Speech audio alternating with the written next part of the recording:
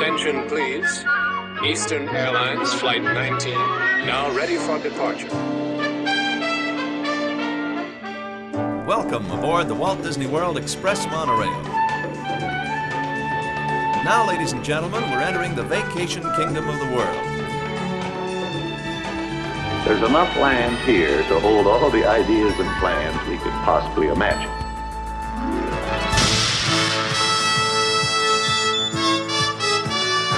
We call it Epcot. Will be our experimental prototype city of tomorrow. Welcome to another episode of the Retro Disney World Podcast, taking you back to the vacation kingdom of the world, the way it was, and the way it is in your memories.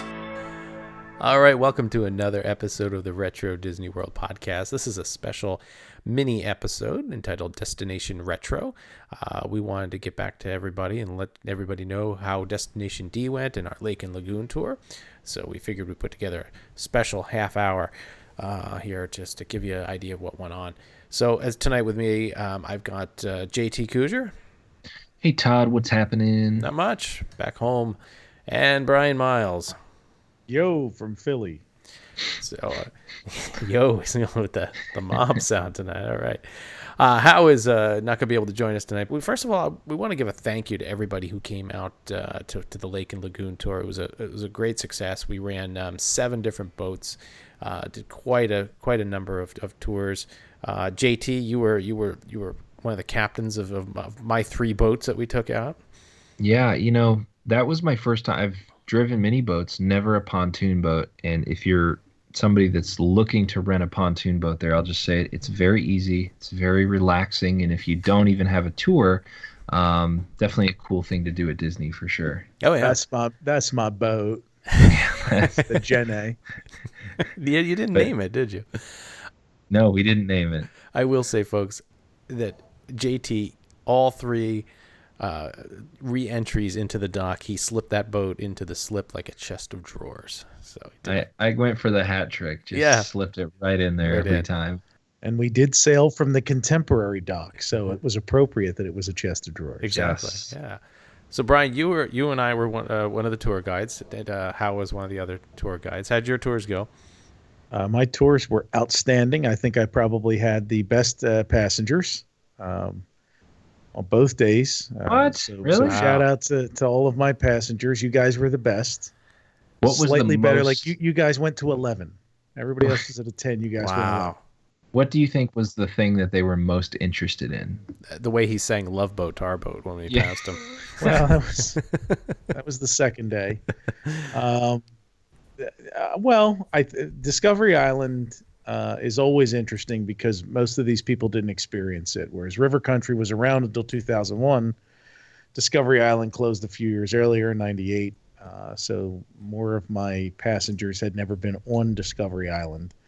And Discovery Island is harder to see much of it now compared to River Country. There's still a lot of River Country visible. But you see a lot less of Discovery Island. So they were very interested in that. And then, of course, all the unbuilt stuff that we kind of pointed out along the way. Right. Yeah, there was a lot. So maybe we should probably go through, and for those that didn't take the tour, we can tell you a couple of the places that describe that we the went stops. To. Sure. Yeah, we'll talk about the stops. So we first kicked off from the Contemporary and looked up to the left towards where the Persian Resort was. We then took a tour down towards, as Brian was talking about, Discovery Island, which had a lot of different names, Riles Island, and we pointed out where Roy's cabin was. We stopped by the Shoe Tree. Then we went over towards River Country. And then there was kind of a lull in the cruise as we crossed over to Seven Seas Lagoon. Forgot the Walrus. Oh, the Walrus! How could I forget the Walrus? And thank you, and Pablo Cruz. And then we crossed over Seven Seas Lagoon, pointing out the Mediterranean, where the waterfall was on the Castaway Island, the Beatles breakup, the only part of the Polynesian that was not built chest of drawers. We also talked about the wave machine, some monorail facts, where the electric water pageant is stored, and then rounded it out with the monorail beams, which we're going to talk about in a little bit, the ones that were missing and are slightly different. And then we pulled it back into the slip over at the Contemporary. So I think most tours were about an hour, so we had a great time out there. Yeah, wasn't bad. I was impressed. It was definitely I personally, I don't know about you guys, obviously knew because you gave the tours, but even I was driving around going like, oh, that's where the Persian was going to go. Oh, that's where. It was surprising to me because I heard about it but didn't exactly know where. So Yeah, so it's got a lot of good information. Well, and for mine, I was, Hal Bowers wrote this beautiful set of notes for us. Yes. yeah, And so when Handwritten I note did cards. handwritten note cards like the monks in Spaceship Earth, hand copying each set for us. As we did the first tour, I'm looking at my note cards that he wrote. The wind is blowing. I'm also trying to look at the we gave everybody a handout of these photos describing the different locations or artist renderings of the resorts that were never built, that kind of stuff. And so I'm trying to match Hal's note cards with the map that we're on and the route, and it was a very confusing first 10-15 minutes for our 60-minute tour, because I started thinking that the note cards, which were numbered, matched up with the map, which had numbered stops. And I'm like, of this course. isn't where Why the wouldn't they? Mediterranean. I'm talking about the Mediterranean resort where the Persian resort was going to be. And I'm like, oh, I'm sorry, folks, this is over here and that's over there. But they handled it with great aplomb. And we got it all straightened out by the time we moved into Seven Seas Lagoon. But the Bay Lake area, I was a little jumbled as we were moving around, and I missed the shoe tree the first time. I did point it out on our way back, but We may have a solution. So I'm thinking, guys, if we all make our own audio tour, about an hour, that people can rent a boat from the Polynesian or the Contemporary, right? Can download the audio tour. As we found out, the boats are Bluetooth enabled with speakers, so you can play the tour, cruise around with some background music. I think that would be pretty cool. I had a couple of people who didn't catch the tour, including our friend Michelle Quenzel from Looking Back at Tomorrow, who I talked to on the dock when we got off.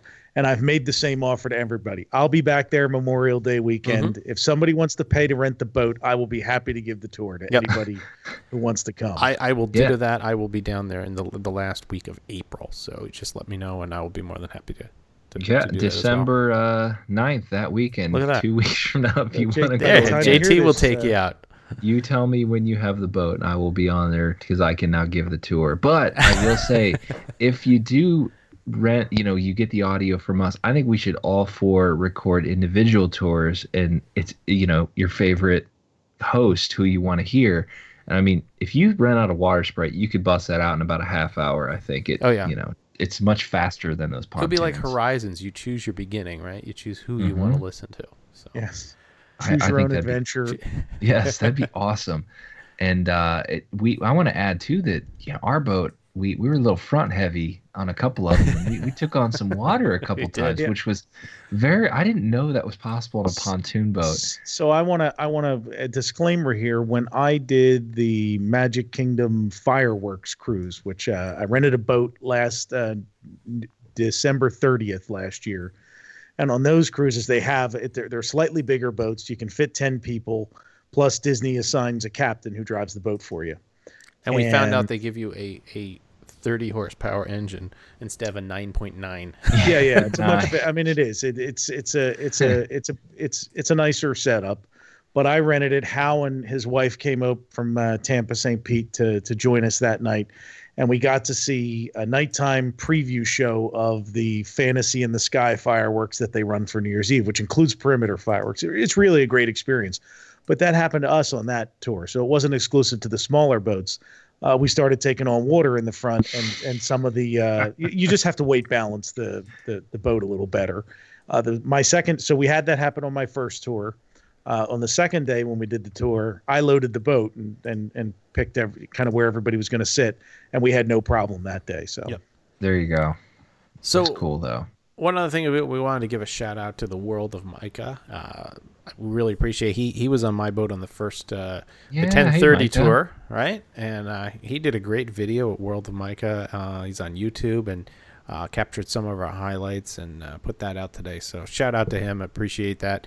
And it was great to meet you. And thanks for being a videographer of the tour. So you can certainly see some of the different sites that we. And I kind of feel like we were not unlike Star Tours in that depending on the captain and the narrator that you got on your tour, everybody got a completely different tour. Exactly. Yeah, it's my first time too. Yeah, our 10 a.m. tour was like the beta version. That's right. That's right. Well, we did do some other things over the weekend. We want to talk a bit about a dinner that we had Saturday night before we get to things that we learned at D23. We had a wonderful dinner with Tom Nabbe, and as well as Dave Coolidge. Tom Nabbe, if you remember, is a Disney legend. He was the original Tom Sawyer at Disneyland. Walt had hired him, and that's the name of his book, Walt Hired Me. We had him on a previous episode last year. And we also invited David Coolidge, the watercolor artist that we've talked about in the past and we've had on the show. So we had dinner with them at the top of the Contemporary in the California Grill. And that was a fantastic evening. Not only did we kind of had one of the rooms on the side, there was a satellite launch that went off. It was a great evening. But to add to that, we learned a lot of things before we took a monorail ride with Tom. Now, Brian, I know the Contemporary isn't one of Tom's favorite resorts. He just said that he never particularly cared for the design of the resort, the way that I think his description was something along the lines of it was like he expected robots to come out of the rooms all at once and start filing down those hallways that open into the Grand Canyon Concourse. So. But you found out in talking to him about the Contemporary, you found out some interesting information before we got on the monorail ride with him. Yeah, he said when they did the initial plan for the resort, all of the planning in terms of operations, both from the food service and linens and just design of the resort in general, was based on the national average at that time, which was 1.8 people per room. And so any Holiday Inn, et cetera, nationwide, that's what they built hotels to that standard. When they opened the Contemporary, they found that the average room occupancy there was 3.7 people. And so in that first 6 months of operation, he said they were completely swamped and understaffed and didn't have enough food and all kinds of other problems that they were solving the first few months that they had their hotels open. There are a lot of things, and I have some other stories here too, where early operation had changed the way that things were done down there. Brian, he also talked to you about it. So we after dinner, we all went downstairs and we asked Tom if he would go on a monorail ride with us to point out some things. And he was talking about the load platform, how the used to be wide open. You could walk from one beam to the other, from the resort beam over to the express beam. And he was telling you something about the platforms, right, that were built for opening? Yeah. As we were standing there, what had happened was we came down at, I don't know what time of night it was, but it was probably about 8:00, something like that. And there was a lot of, we were in a line. We were probably 3 deep in the line waiting, for 3 monorails to come through before we would actually get to board. So we had a little time standing up there. And as we're standing there, he casually just says, over there on the other side of where the elevator shaft is, he said, that's where we built the platform for Bob Hope and the mariachi band. And the funny thing is talking to just about anybody else, they wouldn't know what he was talking about. But of course, we all said, oh, yeah, from the opening special. We know exactly what you're talking about. Because in the Walt Disney World opening special, the monorail pulls into the station, the doors open up, and Bob Hope steps out on camera to a mariachi band playing to welcome him. And so he told us they built the platform right about where you load onto the monorails now if you are leaving the Contemporary to head to the Magic Kingdom. So that was kind of a neat thing to know exactly where that was done. Yep. We took a ride with Tom, and he filled us in some really interesting operational things that changed the way the monorail operates today. Now, you guys, if you remember, we went back and we looked at some of these old films, and I think in one of them we saw one of the monorails going the opposite direction. Remember that? We were like, hey, what is that? Yeah. So we asked Tom that, and he said, well, that was normal back then in the very beginning because they found that the tires were getting uneven wear from operating in the same direction all the time. So the way to solve the problem temporarily was to run the monorails in the opposite direction around the beam until they could figure out the correct composition of the tire, the air pressure, that should go in it, so they could get the even tire wear just going around one direction. So that was a kind of an interesting thing. And he got to tell us about getting yelled at by Dick Nunes about it. That's he told us that Dick Nunes noticed the monorails running in an opposite direction than what had been planned. And this was, I guess, they had been open maybe a month at this point. Mm-hmm. They were, I think it was Goodyear, he told us, had recommended that they run them in the opposite direction for X hours a day to even out the wear. So Dick Nunes sees the monorails running in an opposite direction. So he goes to the first frontline cast member that he sees and says, why is this being done this way? And they refer him to their supervisor, and he goes to the supervisor, and supervisor says, yeah, well, Nabbe decided he wanted it to run the other direction. So Dick Nunes marches into Tom Nabbe's office and says, why did you change the direction of the monorails? Being told that it was just an arbitrary decision by Tom. And Tom, of course, says, no, that's not true. We did it for this reason, and Goodyear recommended that we do it for this reason. And he said, and Dick was satisfied and walked out. It gave you a very good glimpse into an early interaction with Dick Nunes. Right. So the other interesting operational aspect of the monorail that we found out was that, as we all know now, when you take the resort or the express monorail, you unload to the inside of the monorail station at the Magic Kingdom. And it was opposite years ago, where you would actually unload on the outside and you would load on the inside. And it didn't take very long before some Florida rains came up, and they found that the outside could only handle about 1.5-2 car loads, and monorails would pull in during pouring rain. The people would only get out and stand on the platform and refuse to go into the Magic Kingdom. As the monorails came, people wouldn't even get off the monorail. They would just stay on and go around for another ride. So the reason they changed it was because the center, they can hold about 6 monorails worth of people in the center under cover before they would have to force people to walk in the rain. So something that you can't anticipate when planning and don't even think about until you actually see the way that people interact with what you've built. So I found that interesting story, Yep. So a couple other little tidbits as we went around. He also talked to us about the wave machine, and he felt that it was eroding the actual island that it was on, not specifically the beaches. And we all know there's a wide array of reasons why the wave machine was shut down. We're going to touch base on that in the next segment here when we talk about a little bit what we learned D23. But Brian, you have 2 other conversations that you and Hal talked about at the bar, right?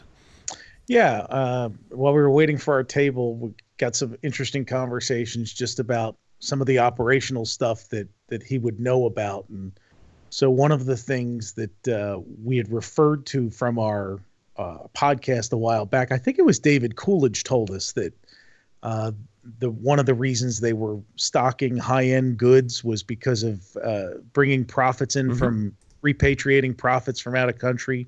Correct. From Germany and Europe, from Mary Poppins, and that was a way to avoid paying taxes on repatriating income that the studios had from that. So we brought that up to Tom and said, is that, and while he didn't specifically address that, one of the things that he did say was that one of the reasons for the very high-end nature of a lot of the merchandise sold at Lake Buena Vista Shopping Village when it opened was that all of the Disney employees and managers got substantial discounts on everything sold there. So they would direct, say, if their wife wanted a beautiful $5,000 armoire for their home, I'll make sure we stock a couple of these specific ones down there in our antique store, and then they would go in and buy it at a gigantic discount. So he said that was part of the reason that there were so much high-end merchandise down there, is that they were the consumers themselves, and the company was basically subsidizing it. Right. Hal had gotten into a conversation with him about Central Foods, and a lot of ex-cast members on Facebook and in discussion groups talk about how outstanding the food was when Disney had the Central Foods operation. And what Central Foods was basically most of the food in the parks and the hotels was prepared in a central plant and then shipped to around the resort. And that central plant was somewhere back in operations.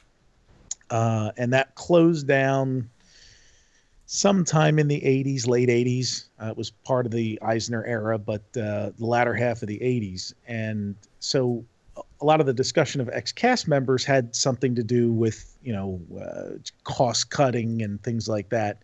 And Tom Nabbe said that really wasn't the case. The Central Foods, the origin of it was really because there was no food service supplier nationwide that was really operating in Central Florida because it was a very rural area when the resort opened. He said they built Central Foods out of necessity to be able to provide the stuff to themselves because there was no Aramark or Cisco or anybody like that operating down there. Eventually, I want to say it was Aramark that came in and took over Central Foods, or at least the portion that provided employee food in all the cafeterias. And I know that's been talked about online. Yep. But he said that's really what it was. It was a function of it got to a point by the late 80s that it was not cost effective at all for Disney to keep doing it themselves when there were suppliers that could do it now. Right. All right, guys. And the most important part of this is that, as we remember, and even one of the stops on our tours we talked about was the missing beams. When we interviewed Tom a number of episodes ago, he talked about how some of the beams in transit from the production facility were lost during a train or truck. They got knocked over, so they never made it to Florida on time, and they had built a second set of beams, but those beams never fit correctly. The camber of the beams is slightly off, so we asked him to, on this ride, show us exactly where, and we have exact information now. He said it's both beams on the resort and the express loop, but you really can't feel it if you're taking the resort loop into the contemporary. Where you can feel the monorail change is when the express monorail is going through the contemporary towards the Magic Kingdom. As soon as it exits the contemporary and hits the very first pylon, that's the tall part that holds the monorail up, the camber, the left right of the beam actually shifts, and the monorail, you can feel it kind of jostle a bit. Now, the Disney nerds that we went out there on the balcony of the balcony of the Contemporary and watched a couple monorails go over, and my wife and a few others did see the nose of it dip, and we think it does have to do with how the load is distributed in the car as well.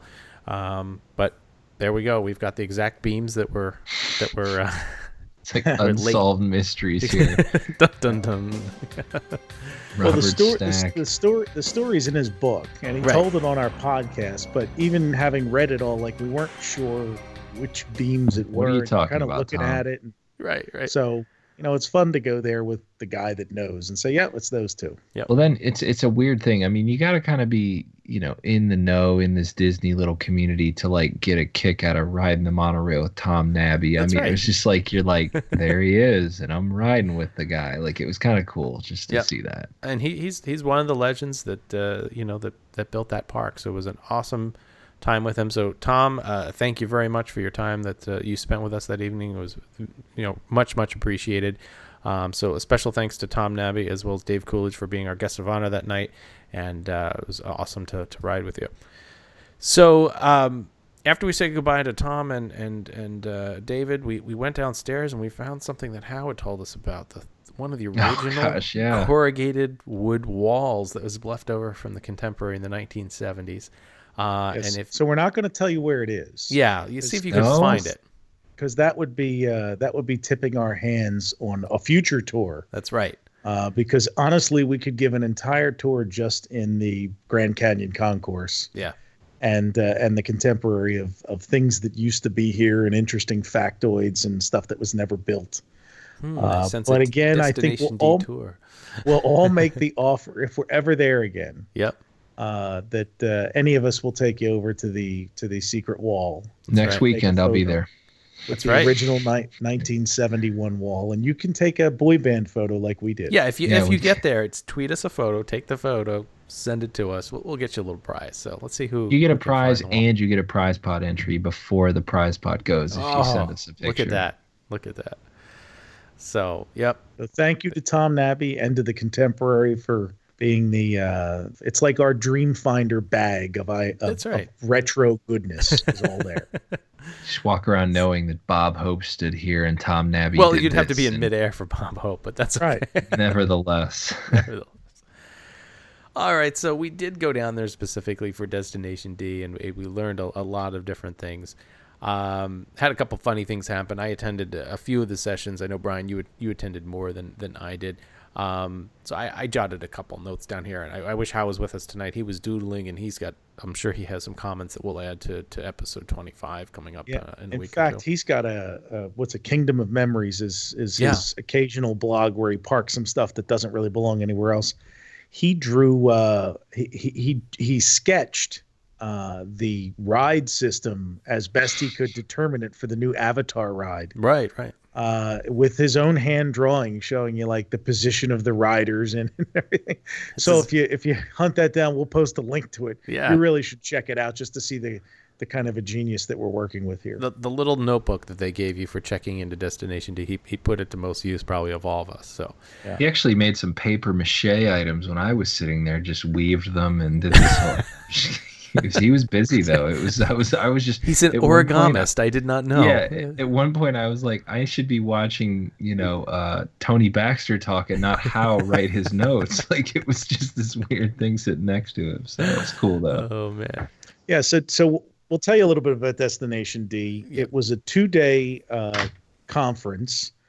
And there were probably 3 sessions, I guess, if you look at the history of Adventurelands around the world. The history of 45 years of Walt Disney World and some of the attractions and things that they covered. There was also a session on Mark Davis, who is the famous Disney Imagineer responsible for a lot of the stuff that you see in the Haunted Mansion and that was Pirates a of the fantastic. Caribbean. That was a great little. It really. Yeah. I had tweeted while we were there. If they did an entire 2 days on stuff that Mark Davis conceived and drew but was never built, you would never get bored. Right. It just shows you that he had free reign to do almost anything, like just create. So 2 years ago at Destination D in 2014, they showed us the Snow Palace or the Snow Queen ride that he had drawn up. And so if you saw the polar bears in Maelstrom, it was almost ripped directly from his Snow Queen concept artwork. But what they did in 2014 was there was a score written for the ride. So Michael Crawford at Progress City USA on Twitter, Michael Crawford's brother, who's a musician, his brother Jeff, actually recorded the music that had been drawn up as the score for this Snow Queen ride. And basically they played the soundtrack and ran through all of Mark Davis's drawings in 2014. So you got to go on a virtual ride that was never built. And it was phenomenal. And so this time they showed us all kinds of stuff from the Western River Expedition, which was originally supposed to be where Splash Mountain and Big Thunder Mountain are now in the Magic Kingdom. It was like a Western themed Pirates of the Caribbean, essentially. So they showed us a lot of stuff from that. And what was some of the other stuff you remember, Todd? Well, they showed a lot of his early works from the Magic Kingdom, Jungle Cruise, Pirates of the Caribbean, and a lot of this was found because I forget who the speaker was at the time, and I apologize, but he and somebody else are working on a Mark Davis art book. So I believe was it Anne or Betty? I can't remember Mark's wife's name, but Alice. Alice. That she just gave the Imagineers permission to rummage through her house. These guys would just be like, oh yeah, here's audio tapes and here's some things that we found this under tape his in pillow. This bureau. Yeah. So my wife says to me, she says, the book sounds awesome, and she says we got to get this book when it comes out. I think it comes out in 2018 or something. 2018, I think, is their. And the thing is, it's gonna be a 2-volume set. Yeah, right. With a slip cover, it's like a chest of drawers. It's just gonna slip right. Slip right together. Yeah. And my wife says, she goes, well, screw the book. She says, I want to find out if it was real artwork. This is like, she loved some of the just the whimsical look at that he had in his artwork was amazing. So his last big attraction, I think, was World of Motion. Yeah. So all of those sight gags, those 130 whatever it was, animatronics and everything, that's all Mark Davis. Right. So if you love the Pirates and you love the World of Motion, Jungle Cruise, all those. I mean, it's terrific. Yep. So we also, one of the other sessions is we took a tour back. It was called 45 Years of Magic, I believe, or 45 Magic Journeys, 45 years. Yeah, that was it. Where they looked back at a lot of different things that had gone on in the Magic Kingdom. We took a small tour of If You Had Wings. There was the what was it called, Wall Carpet Battle Royale, right, where the audience chose which color wall carpet was better. Between the two shades of wall carpet, the red and the blue that were in If You Had Wings, Delta Dream Flight, etc. Right. But there was some things that came up that we've talked about on this show, and two of them have to do with the Jungle Cruise. One of us that I think it was Chris Merritt was talking at the time that there were man-eating plants originally designed on the Jungle Cruise. Yeah, Mark Davis had designed his drawings included man-eating plants. And did he say why they weren't done? I don't recall, because I remember they showed he said it got just slowly edited out, like, as the plans move forward to building, it just got left my behind. recollection is that I think they just thought that wasn't going to work, like what they were trying to do, and it had something to do with Trader Sam too, I think, or something like that too. So in one of the scenes that they showed us, there was a piece of artwork from probably halfway through the conceptual idea of Jungle Cruise, and you could see, if you looked down real small, there's very tiny man-eating plants that resembled the original sketch from Mark Davis, and they were towards the end of the ride, and then they eventually got cut out. The one thing that we were kind of shocked at, and it was interesting, at one point Chris is going through the Jungle Cruise, and he says, who knew that the Jungle Cruise had frogs in our area of destination? Our three rows raised their hand and no one else. Oh, yeah. And there were a couple smattering of other comments out there. But the place was virtually silent. We're all looking at each other. Says he starts going and talking about the frogs, and showed some great concept artwork. Yeah, concept art, and so two things were very interesting. He says we don't know how long they were in there, which is amazing because we've got photos and documentation, and everybody kind of knows it was only about 2.5 months or so. But he said there was no photos of the Jungle Cruise frogs in operation. And I whipped my head around and looked at Brian, and he shook his head, and I was just livid. I was like, wait a minute, we've got footage. So we do have Jungle Cruise footage of the frogs. We did tweet out to Chris Merritt afterwards, and he said he has seen the footage. It was a little too Zapruder-like, a little bit too much movement and hard to see.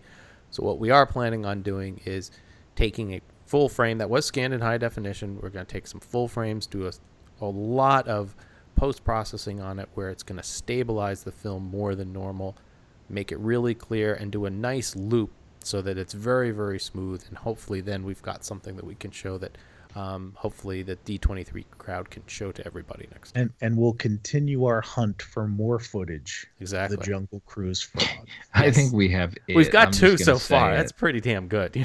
Yeah, that's got to be it.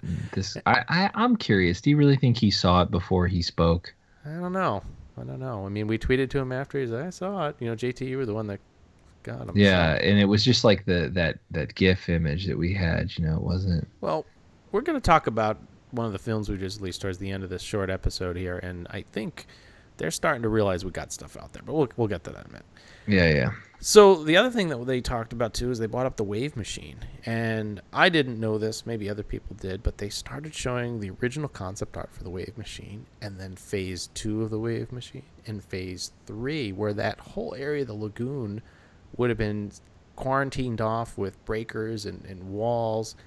It was going to have its own parking spaces, almost like a mini theme park. And yeah, so as soon as they were done going over the plans for all this and showing it to us, Hal turns to me and says, well, now we know where Typhoon Lagoon came from.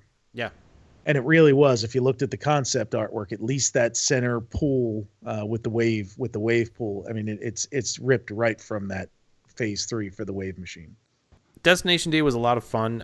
We met a lot of people. We had some great dinners. I really appreciate meeting everybody. If I didn't meet you, or Brian didn't meet you, or whoever did meet you, more than happy to meet up next time we're down there. It was a lot of fun, and it was definitely something we'll do again with the next upcoming event, which we caught wind of an Epcot 35 event coming up in October. So the date hasn't been announced, but no, there will definitely be a Disney Epcot 35, and we will be there. That's right. All right, guys, before we get to our last little segment here, we also wanted to let you know about a very special film that was just released today. This is November 28th when we're recording this. Brian, you found this. We've been touting, we've been teasing for 13 months, but the day has finally come. Why don't you announce what we've released? Well, one of our holy grails at the outset of starting to formally hunt down some stuff like the Jungle Cruise frogs we just talked about, was to find footage, home movie footage of an actual meet and greet with the Florida orange bird character, which patrolled the area around Sunshine Tree Terrace in Adventureland from the park opening in 1971 until the Florida citrus growers' sponsorship of that area ended in 1986. Incredibly, it does not appear that the orange bird character was ever really put on film by Disney. So they didn't be, probably because it was a third-party character. It didn't appear in any of the television specials that we know of. In most of the promotional materials, Disney doesn't, there's just not a huge stockpile of that stuff. So it seemed a rarity. We had never actually seen footage of them doing a meet and greet. So at some point we tweeted that, and somebody sent us a link to a very, very bad, probably 150 foot away little clip of footage that someone had in a home movie. It was not very good. And the film and the transfer had been deteriorated over time. So high on the list was to find good footage.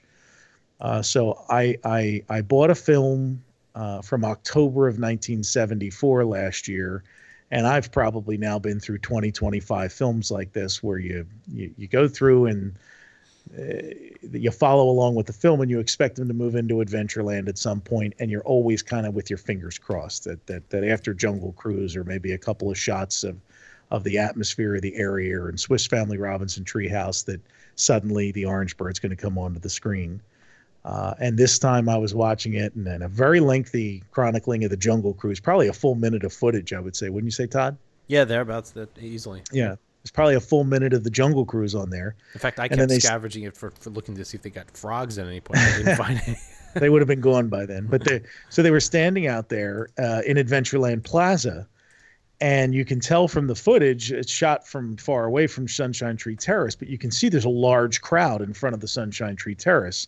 And watching it a few times now, I can actually make out the top of Baloo dancing around there in the distance. But what happens is then the camera, shuts off, and the next thing that comes onto the screen, and I will never forget on my editor hand cranking this film. The next thing that comes onto the screen is a close-up of the Florida orange bird doing a meet and greet, dancing actually with some of the guests, along with Baloo and King Louie from the Jungle Book. And I'll tell you, it was an emotional experience for me. I'm not afraid to say. The first time I saw it, I remember immediately calling Todd and saying, "You're not going to believe what we got." And that was 13 months ago. That was October of 2015. And so we had it. And it took 3 or 4 months before we finally got it converted and Todd mastered the film, and we saw the first clip of it.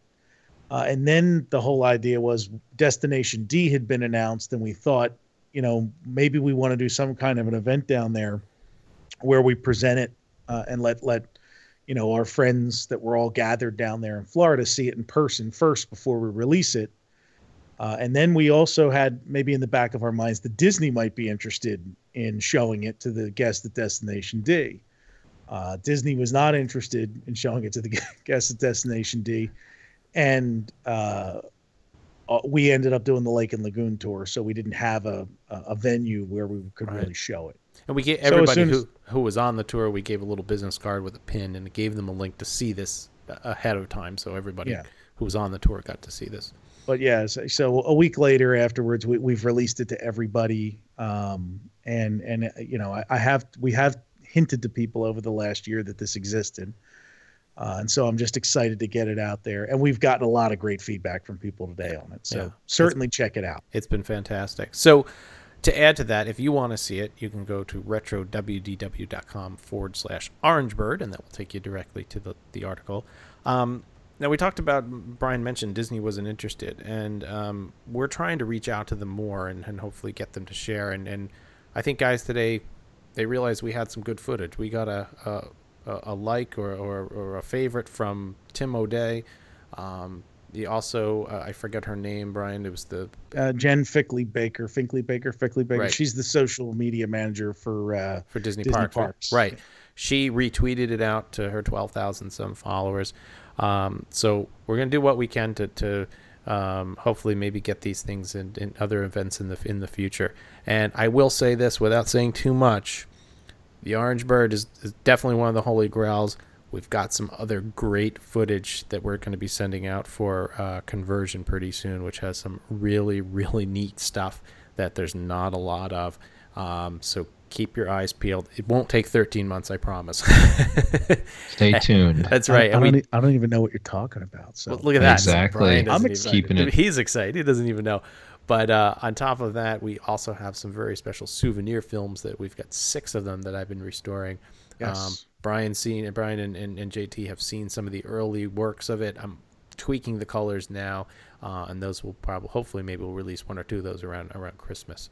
Guaranteed nobody has seen footage that looks like this and this is Big Thunder Mountain and River Country and Haunted Mansion, and guaranteed the last time people saw the films in this clarity was when Disney was screening their 16 millimeter masters before putting it on film to sell. Exactly. So got some pretty rare stuff coming up.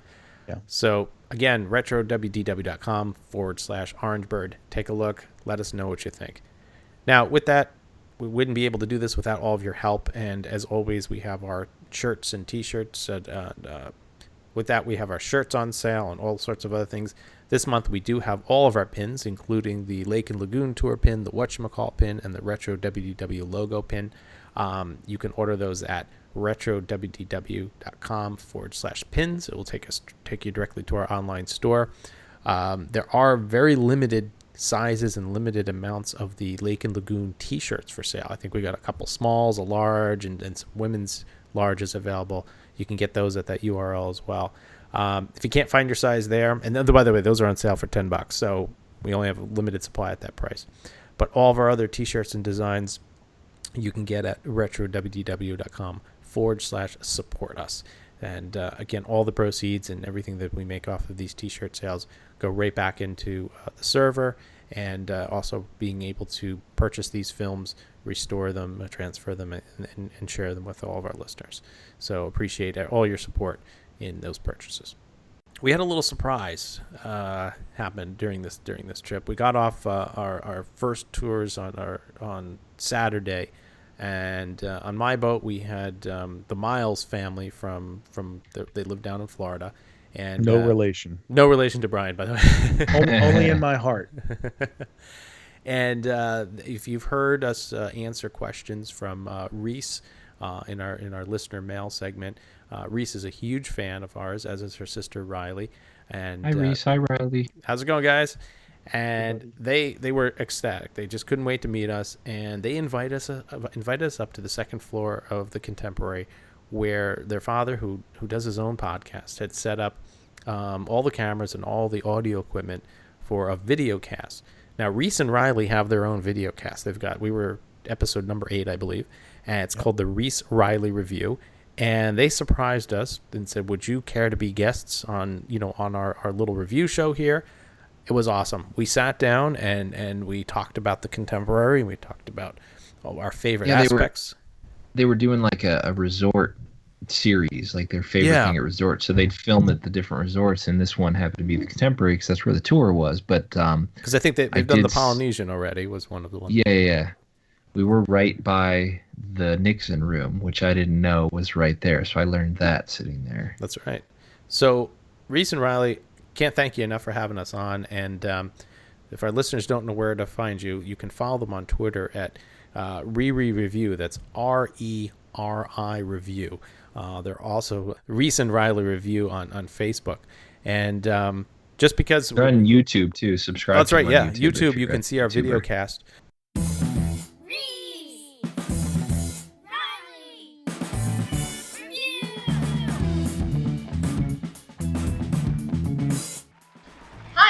Reese. Hi, my name is Riley. And welcome to the Reese Riley Review. Reese and Riley Review, episode number 8. Again, girls, thank you so much for having you on. I hope to see you at our future events. and it was awesome to meet you. And the pictures that she drew for us, guys, I've got mine. So awesome. They're awesome. We've got It's on my fridge. Yep. I've got the McFarkles. And Brian, you've got Orange Bird at the golf resort, right? Orange Bird at the golf resort wearing his plaid pants. I love it. It's awesome. House was a different, the Cereal Sisters from Kitchen Cabaret. Oh, yeah. And JT, yours was you were going out to get the mail. You got the mailbag, yep. As you always do. So, again, thanks, girls, and hope to see you guys again soon. Well, guys, that wraps it up for this short episode of the Retro Disney World podcast. Guys, anything else to add in before we sign off? No, it was cool meeting everybody. Thanks a lot for our listeners, and, share it with a friend, definitely, if you got Disney friends out there, for sure. Yeah, let us know.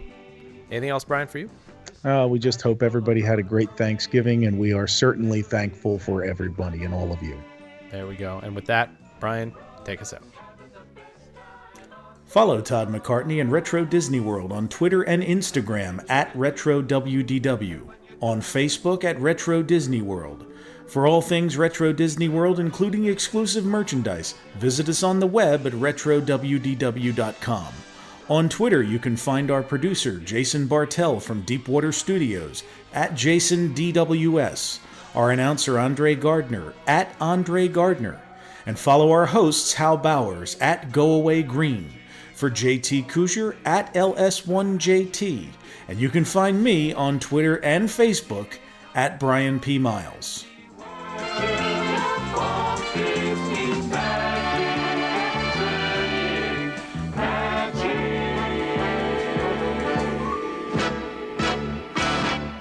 Bye.